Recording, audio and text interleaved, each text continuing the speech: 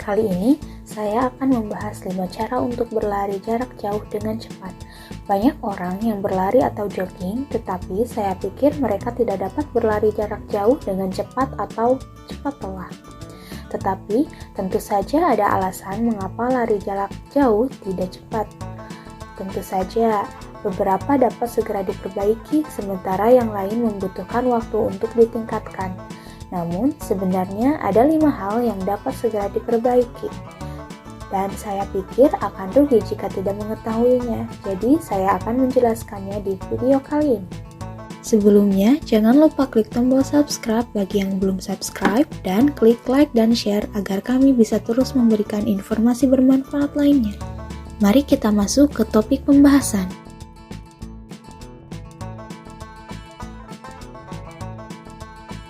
Tentu saja, pastikan untuk melakukan pemanasan sebelum berlari. Gerakan pemanasan memiliki 2 tujuan. Yang pertama adalah persiapan otot. Dengan melakukan senam dan peregangan, tubuh menjadi lebih lentur, langkah menjadi lebih panjang, serta pergerakan otot lebih halus. Jadi, pemanasan dan peregangan memiliki efek berlari lebih cepat. Tentu saja, itu juga memiliki efek mencegah cedera. Tendon Achilles, betis, paha depan, paha belakang, lingkar bahu, dan leher. Mari kita regangkan di sekitar bagian yang mungkin akan memberatkan dengan berlari.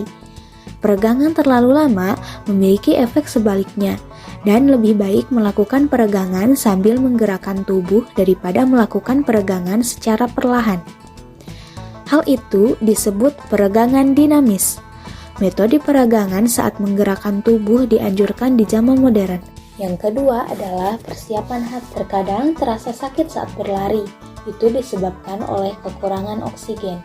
Ini karena fungsi kardiopulmoner sudah tua atau tidak bisa mengimbangi olahraga dan suplai oksigen tidak bisa diimbangi. Dengan kata lain, dalam latihan persiapan, penting untuk memberi beban pada fungsi kardiopulmoner dan memastikan bahwa kamu siap untuk suplai oksigen selama latihan. Jika kamu tidak mempersiapkan fungsi kardiopulmoner, kamu akan segera mengalami kesulitan ketika mulai berlari dan waktu yang menyakitkan akan meningkat. Dan semakin lama waktu yang menyakitkan, semakin kamu ingin minum.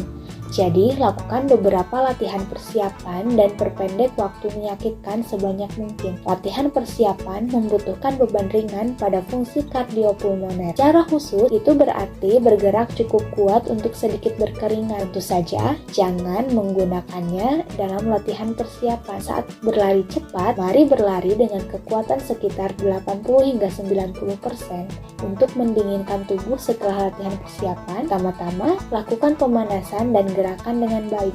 Orang yang cepat dalam berlari jarak jauh dapat berlari dengan sedikit kerugian. Alhasil, kamu tidak membuang tenaga sehingga tidak mudah lelah dan kecepatan pun cepat.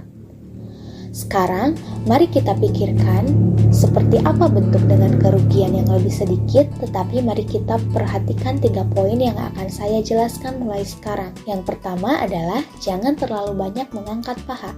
Penting untuk mengangkat dengan kuat bahkan jika berlari dengan baik dan cepat. Tetapi itu hanya untuk jarak pendek. Melakukannya secara berlebihan dalam jarak jauh bisa melelahkan. Jadi penting untuk menaikkannya secara sedang. Jadi tidak apa-apa meskipun tidak mengangkat paha. Yang kedua adalah mengayunkan tangan secara alami.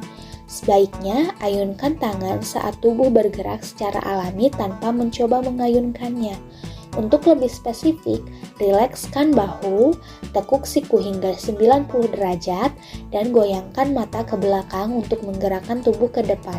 Selain itu, kamu dapat membayangkan seperti satu sumbu tubuh yang menembus tulang belakang dari atas otak. Dan jika meletakkan tangan dengan cara memutar, kamu dapat mengayunkan tangan dengan lancar. Yang ketiga adalah meregangkan tulang belakang dengan kuat. Banyak orang yang tidak sadar akan tulang belakang. Banyak tempat cenderung condong ke depan, dan bahkan jika lelah, kamu akan cenderung condong ke depan. Karena itu, luruskan postur Anda dan lari dengan dada terbuka. Kamu tidak akan lelah karena beban berkurang.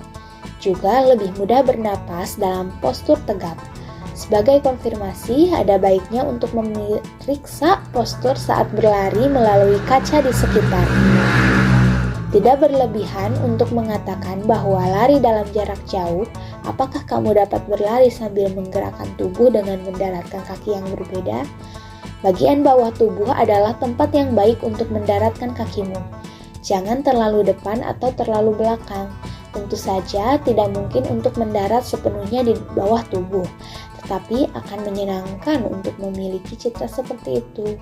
Juga beberapa orang mendarat di depan tubuh mereka dengan kaki terentang. Tapi harap dicatat bahwa ini akan menyebabkan cedera kaki ketika mencoba untuk maju. Selain itu, sering diperdebatkan seberapa lebar kaki terbuka saat berlari.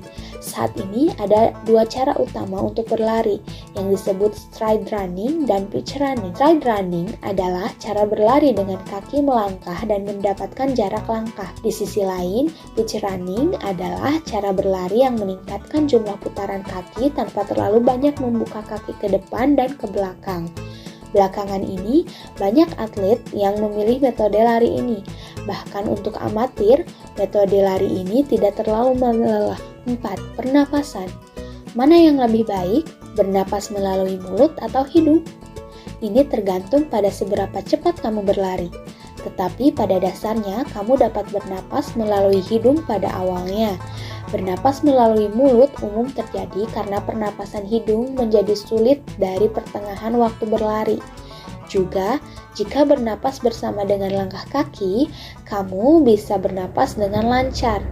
Secara khusus, pernapasan harus diselaraskan dengan ritme langkah kaki. Misalnya ritme kiri kanan, lalu bernapas hirup hembuskan sesuai dengan ritme kaki. Metode pernapasan ini membuatnya lebih mudah untuk mempertahankan ritme dan kecepatan. 5. Kecepatan lari. Karena kecepatan lari bergantung pada jarak lari, saya akan menjelaskannya dengan membaginya menjadi dua jenis. Pertama, jarak kurang dari 3 km. Untuk lari kurang dari 3 km, ada orang yang langsung lari cepat di awal dan ada orang yang mempercepat sekaligus di akhir. Yang terbaik adalah benar-benar mencobanya. Jika kamu mencobanya sambil berlari beberapa kali, akan mudah untuk melihat mana yang tepat untukmu. Jika kamu tidak bisa mencobanya, sebaiknya tetap pada standar jangkauan yang membuatmu nyaman. Jika jaraknya sekitar 10 km, teruslah berlari dengan kecepatan yang sama. Dalam lari jarak jauh, jika berlari terlalu cepat di awal, maka akan cepat sakit dan tidak akan kuat di tahapan selanjutnya. Bahkan, jika mencoba untuk menahan di awal dan melanjutkannya kemudian, seringkali ada perbedaan yang cukup besar pada saat di awal. Karena itu, teruslah berlari dengan kecepatan yang konsisten. Kali ini saya sudah menjelaskan 5 poin untuk berlari cepat jarak jauh. Jika kamu mengetahui hal ini, maka kemungkinan besar kamu bisa berlari cepat. Silakan coba mulai hari ini. Jangan lupa nyalakan notifikasinya agar kamu tahu jika kami upload video baru.